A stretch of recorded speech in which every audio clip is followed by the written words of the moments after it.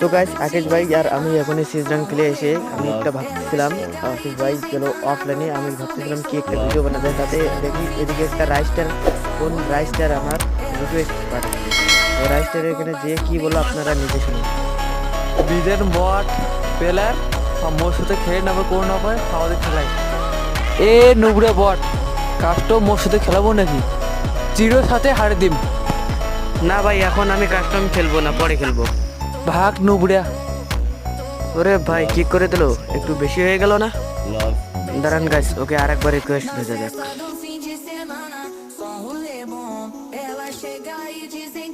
আরে ভাই তুমি আমাকে কিক কেন করে দিলে?